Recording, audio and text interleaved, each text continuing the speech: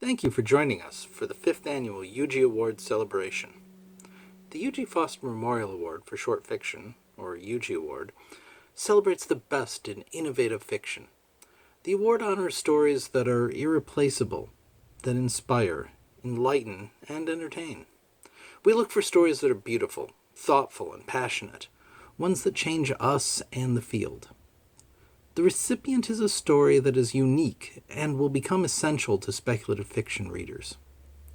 To find that story, we consider original speculative short fiction of 20,000 words or fewer, published, including in print, ebook, or online, individually or in a magazine, collection, or anthology, for the first time in the English language in the previous year. This is a juried award, one that includes multiple visions and voices in a 3-tiered system. This begins with a long list of nominations coming from publishers and editors, finding the works that shook the industry. The second tier is our selection committee of genre fans reading as fans to find what speaks to them now while also being timeless. Finally, a judging panel examines the finalists in depth to determine the award's recipient. The author of the selected work receives a plaque and a $1,000 prize. All finalist authors receive a handmade commemorative pin. Previous winners of this award include When We Were Starless by Simone Heller, The City Born Great by N.K. Jemisin, The Long Good Night of Violet Wilde by Catherine M. Valenti, and Clearly Lettered in a Mostly Steady Hand by Fran Wilde. Eugie Foster grew up in the Midwest, although she called home a mildly haunted, fey-infested house in metro Atlanta that she shared with her husband, Matthew. After receiving her Master of Arts degree in developmental psychology, she retired from academia to pen Flights of Fancy. She also edited legislation for the Georgia General Assembly, which, from time to time, she suspected was another venture into Flights of Fancy. Her short story collection, Returning My Sister's Face and Other Far Eastern Tales of Whimsy and Malice, was published in 2009 and has been used as a textbook at the University of Wisconsin-Milwaukee and the University of California, Davis. She received the 2009 Nebula Award for the Best Novelette, Sinner, Baker, Fabulist, Priest, Red Mask, Black Mask, Gentleman, Beast. This is fabulously narrated for you by the late Larry Santoro over on Escape Pod. In 2011 and 2012, she won the Drabblecast People's Choice Award for Best Story and was named the 2009 Author of the Year by Bards and Sages. The Dragon and Stars anthology, edited by Derwin Mack and Eric Choi, with her story, Mortal Clay, Stone Heart, won the 2011 Aurora Award for Best English-Related Work. Her fiction also received the 2002 Phobos Award and has been translated into 8 languages and has been a finalist for the Hugo, Washington Science Fiction Association, and British Science Fiction Association Awards. Her fiction also received the 2002 Phobos Award, has been translated into 8 languages, and has been a finalist for the Hugo, Washington Science Fiction Association, and British Science Fiction Association Awards. Eugie Foster died on September 27, 2014, of respiratory failure related to lymphoma at Emory University in Atlanta. Her story, When It Ends, He Catches Her, published the day before her death, was nominated for the 2015 Nebula Award. When you're done here, go listen to that one over on Pseudopod, as Tina Connolly's narration breaks my heart every time. The 2020 finalists for the Eugie Award are Siobhan Carroll's story, For He Can Creep, published by Tor.com. You have the sin of pride, Cat, Satan says. A sin I am particularly fond of, given that it is my own. For that reason, I am taking you into my confidence. You see, I have an interest in your poet. Mine? That's debatable. There are multiple claims to Mr. Smart.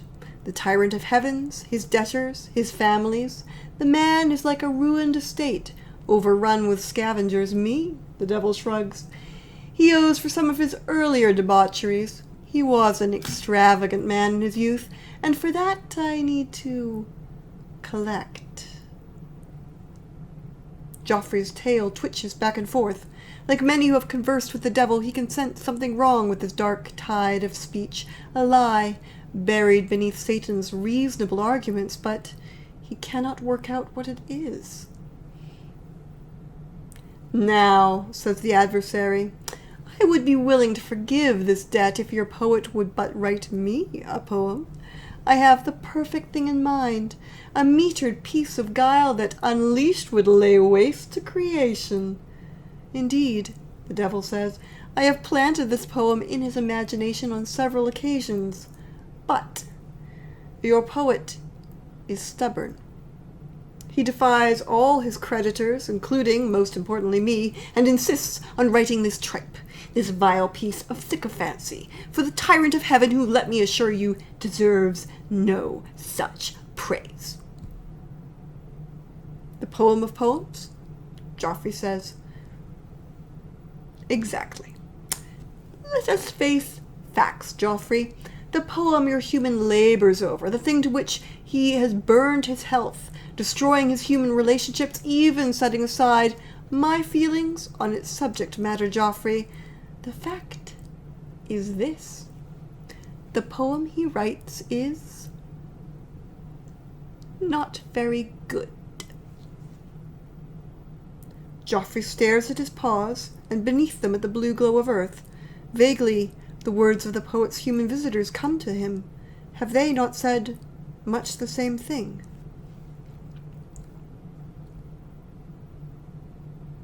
Speaking as a critic now, Joffrey, do you not think the poem's let-for structure overly complicated, the wordplay in Latin and Greek too obscure to suit the common taste?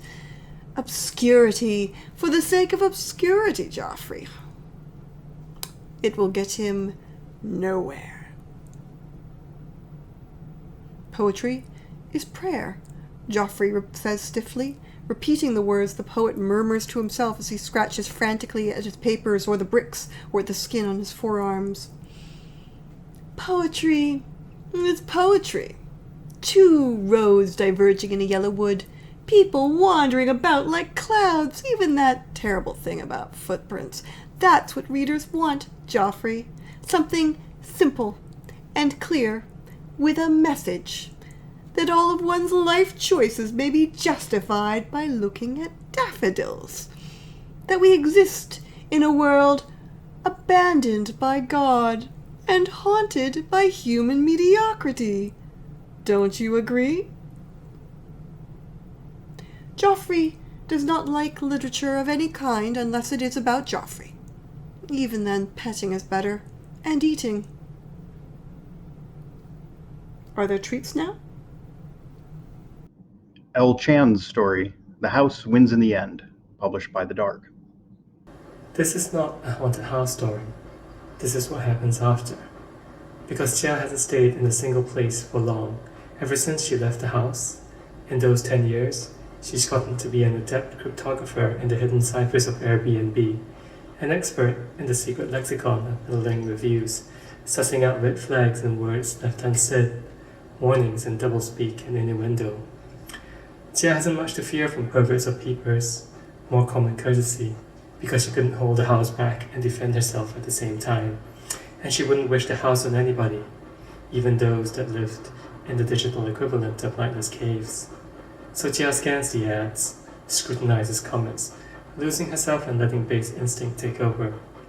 Like those stupid 3D images from the 90s, the ad she needs popped up from the chatter. She makes a booking. Like the Gregorian calendar, Chia marked the start of a life with an event so traumatic that it reverberated backwards and forwards in time. There was the house, and there was after. This was what happened after you survived a haunted house. First came the law. Not much help, because money is above the law, and those things that superate under the skin of the world are beneath it.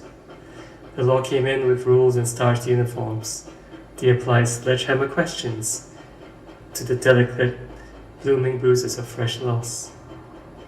Next came the vests, measuring blood splatter and taking tiny, pristine cotton swabs in baths of saline, but they could not capture the meaty snap of bone dislocating, the last sighed breath as life left the body.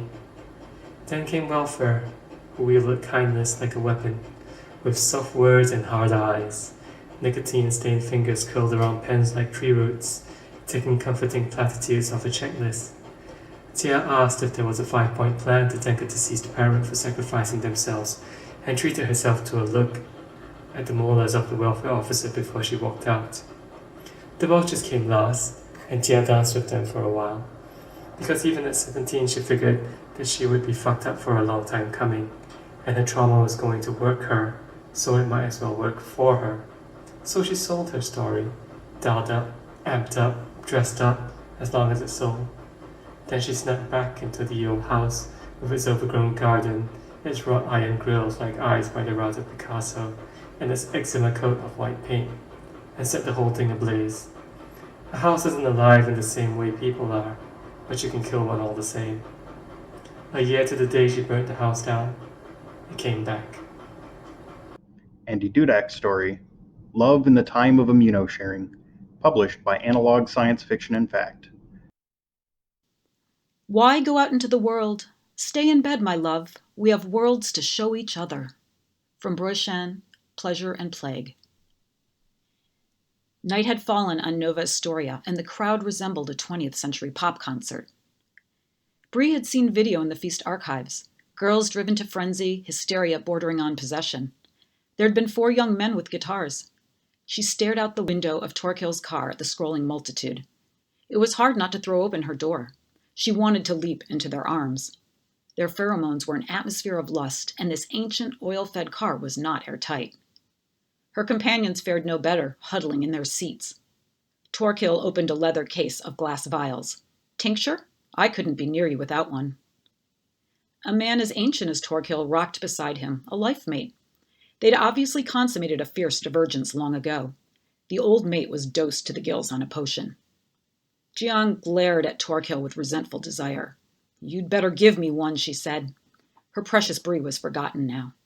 Of course, they all wanted Torquil, and the driver, and the multitude. But Jiang was the boldest of the 4. The shriveled gentleman passed the case. Try the cannabis indica and opium. Half the vial. Aird ran a hand along Torquil's bony shoulder. Bree distracted herself with the scene outside. The Legion waifs were like a medium, a context for the adult crowd. They flooded through the city, thieving to live, barely tolerated by their parents, whose instincts were as eroded as feasters. But here, no provision was made. Bree suffered a complicated dread. We're almost to the governor's house, Torquil said. Despite his drugged stupor, he succumbed to Aird and Jiang's charms. The 3 languidly fondled each other. Bree wanted to join them, but her stomach clenched. The 4 were awash in man-made germs, like all of humanity was. But now that they'd left the feast, their protection would run out. They would have to develop immunity, or borrow it, or die like mainlanders. How long they had was a mystery. Bree's fears smothered her immunolust. The crowd broke its barrier and washed against the car, smearing itself on the windows. Bree knew that Jiang didn't give a damn about the dwindling suppressant levels in her blood. Yet another reason to love her. Vedrum curled in his seat by the bar, taking shots of whatever ferment Torquil had in stock. Poor sensitive Vedrum. What are you looking at? He said. The spacious car rocked with the crowd current.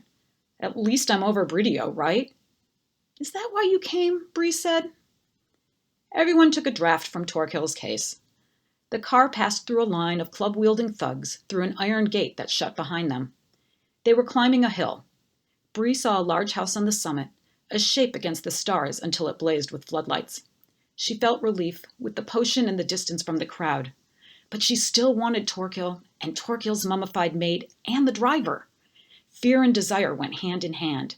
The faster she acquired mainland immunity, the better her chance of survival. Thoraiya Dyer's story, A Civilization Dreams of Absolutely Nothing, published by Analog Science Fiction and Fact. Emergency meetings were supposed to be reserved for the terrible scenario that one of the only 2 metallic asteroids in the system, remnant cores of the 2 inner planets that had crashed and destroyed one another, posed an immediate threat to home.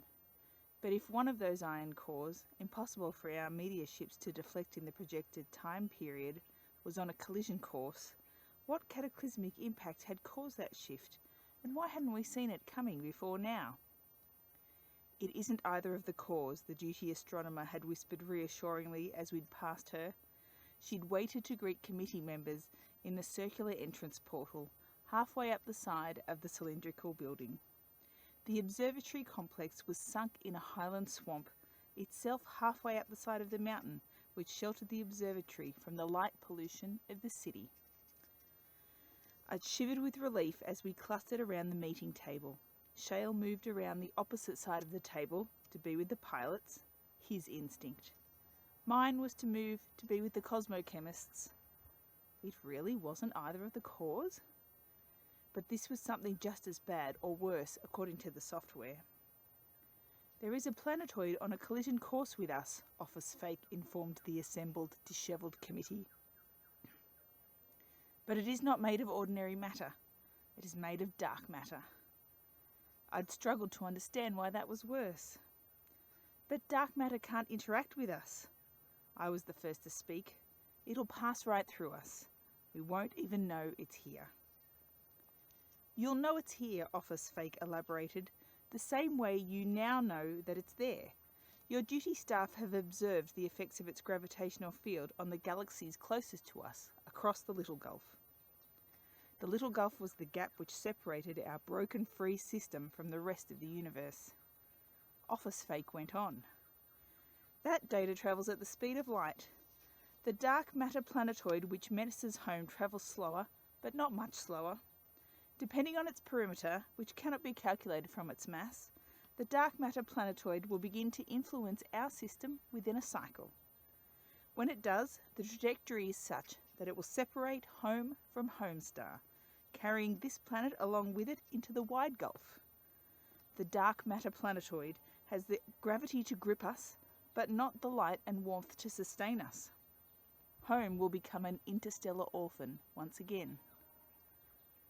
This time, unfortunately, the majority of life here is no longer single-celled and cannot enter biological stasis.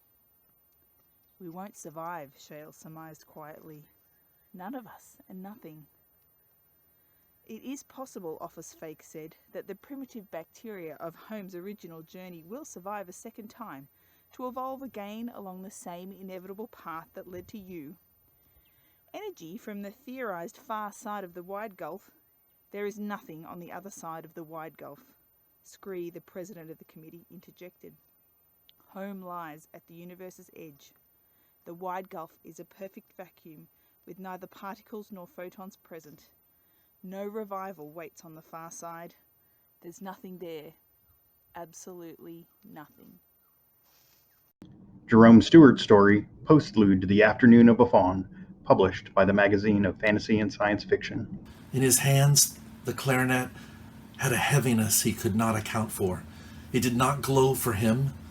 It felt like a piece of wood, stiff but not alive. What was wrong? He was sure this was his clarinet. "It's a very old clarinet. I'm sorry about that," Eric said, scratching his red hair. He had a farmer's boy face, wide, round cheeks, but very kind eyes. "My aunt got it for $50 back when I was in junior high school band. She didn't have to replace anything, though. I mean, if it's 20 or 30 years old, it sure doesn't show it." "Things can be older than they seem," Mr. Dance said. He checked it in the 3 places he knew it would reveal itself. The E-flat key should have a mark, a depression in the metal like a cut from the incident of the railroad tracks where it fell from his hands. There would be a chip on the barrel just peeking outside the ligament where he and the men fought over it. And there would be a signature inside the bell. Not his signature, but the signature of the man who stole it from him. He turned it over, peered into the darkness of the clarinet.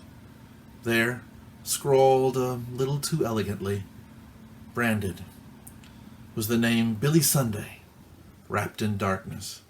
"I put my name on everything I own," Sunday had said that day. "This isn't yours anymore. I won it in a fight, a fair fight." 3 men held Mr. Dance down on the floor of the warehouse. "This country will not belong to your kind anymore. I'm going to save their souls, all of them, and there's nothing you or your friends can ever do again to stop me." And then they crushed his legs. Billy Sunday, 1913. Mr. Dance looked up from the clarinet. He turned it over, tried to smile. The clarinet lay dead in his hand. It's very beautiful. I think he handed it back to the boy. I think you'll get a good sound out of it. So let's see what you can do, shall we? The boy played Sweet Georgia Brown. The Benny Goodman version, the boy said before he started playing. The only version, Mr. Dance said, closing his eyes. The clarinet did not want him.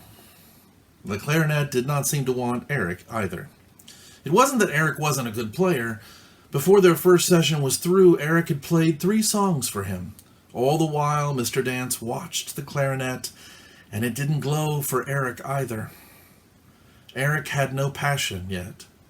He had the rhythm, but he couldn't play the songs as if they held anything more than a tune. And so Page and the Devil and Chinatown, My Chinatown sounded alike. A line of notes going up and down and out the door. Still, there was promise. All the authors of all the winning stories receive a pin, and the winner receives a plaque. All of these fantastic pieces are created by Tangled Earth Arts. Addie's going to walk us through her process for creating these. Tangled Earth Arts has been making wearable and displayable handmade metal art for almost 15 years. They strive to keep their work different and evolving by using other mediums and techniques, such as hand painting or altering the appearance of metals with different chemicals and patinas. Their work is a tactile experience, one that takes the solidness of metal and transforms it into a thing of beauty with fluidity and movement. Now, to Addie.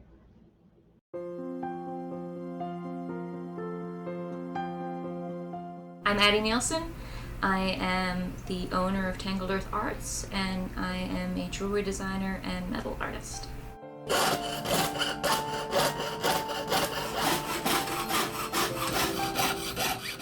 I make art and jewelry, which I consider art, from metal, from all kinds of metal. I do chainmail jewelry, and then I also do hand-cut metal art, wall pieces and jewelry pieces as well. A friend of mine who is a friend of Matthew Foster, who's Eugie's husband, introduced me to her writing, and it was incredibly impactful. Every story touched me, and this was just after she passed. Then I met Matthew through the film festival at Dragon Con, and we talked, and he found out that I made jewelry and I did metalwork and art. When he was developing the Eugie award, he asked me if I could create something for it. I think he didn't want your generic kind of run-of-the-mill award that a lot of places have.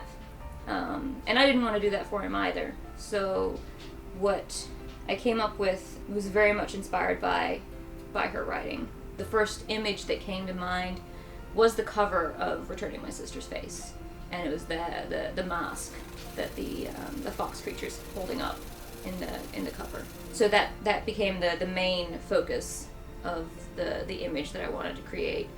And then I really wanted to do something that spoke to imagination and creativity and just freedom of thought, which is what the wings coming out of the mask kind of symbolize. It's all made of copper, and what I initially do is I sketch out a design. For the award, the one piece that constantly remains the same is the mask. That's the same through every award every year. Each year I design a different set of wings, and it's just kind of wherever my imagination takes me at the time. So I sketch out the design, I transfer it onto tracing paper, and then I transfer that onto the copper.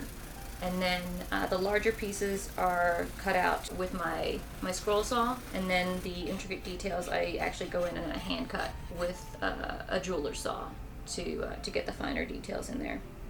After that, each piece gets a different type of patina. The overlay on the wings and the eye portion, I use it's ammonia and salt to create just a really beautiful blue-green patina, and it's different every time. And then it's a liver of sulfur for the underlay of the wings and the mask. for me, it's important that there's something different about it each year, because every year it's different authors, every author is different, and I just think it's really representative of how there's so much uniqueness and so much creativity and inventiveness in the world today that the award actually even is designed to highlight. That's what the award is there for. It's there to highlight those special and unique voices that are in the literary world today. Because it really brought home to me that these authors that I respect and whose works I love, some of these people have my creations in their home now too, and it's just really cool. I just wanted to add that it's honestly my favorite project of the year, every year to work on, and I'm so thankful that Matthew asked me to do it. It's just, it sounds cheesy, but it's just such an honor to be able to be a part of it and to contribute a little bit to it. As a longtime fan of Eugie Foster's beautiful writing, I am beyond honored to present the Eugie Foster Award this year. The 5 nominated stories span multiple genres and styles, from comedic period fantasy to dystopian science fiction and beyond. There was incredible world building and complex family dynamics in A Civilization Dreams of Absolutely Nothing, haunting horror in sumptuous prose in The House Always Wins in the End, sweet and witty feline adventures in For He Can Creep, wildly imaginative and prescient visions of the future in Love in the Time of Immuno-Sharing, touching modern mythology in Postlude to the Afternoon of a Faun. Each nominated story and the journeys that they took us on were an absolute joy. We want to thank each writer again for your incredible work. Thank you. So without further ado, I am honored to announce this year's recipient of the Eugie Foster Award. This year's winner is For He Can Creep by Siobhan Carroll. Wow. Thank you so much for this honor. The Eugie Award is one of my favorite awards, celebrating as it does the life of an author, fan, and community builder who was taken from us too soon. Stories like Eugie Foster's inventive and chilling Sinner, Baker, Fabulous Priest, Red Mask, Black Mask, Gentleman, Beast, and her gentle retelling, The Girl Who Drew Cats, have been inspirations to me. It is an honor to accept an award bearing her name. For He Can Creep was inspired by the real history of an 18th century poet whose story I thought would seem alien to many. After all, who in 2019 could identify with the life of a person stuck indoors for months at a time with only a pet for company? Since then, I think we've all gained a deeper appreciation for what mandated indoor life is like, and for the pressures that it can place on creativity. In difficult times, we rely even more heavily on the things that sustain us: friendship, community, and for some of us, the animals that share our lives. Above all, we benefit from the difficult, soul-building work that goes into creating and consuming art. This is the kind of work that Eugie Foster practiced, and it is the kind of work that sustains our community now, through the hard work of fans and volunteers, writers and organizers. Thank you for all that you have been doing to sustain the science fiction and fantasy community in 2020. I'd also like to thank those who supported the creation of this story, from the always amazing Ellen Datlow and the crew at Tor.com, to Scott Andrews, whose Hexagon Retreat provided the space for Joffrey's story to get told. I'd like to thank my posse of Sparkle Ponies, they know who they are, and Peter Feng, who patiently checked drafts for the accuracy of my depiction of cats and demons. Lastly, I'd like to thank 2 of my inspirations, Banjo and Lucy, whose demands for food will, apparently, never be satisfied, but who will benefit from some extra treats tomorrow. Thank you so much.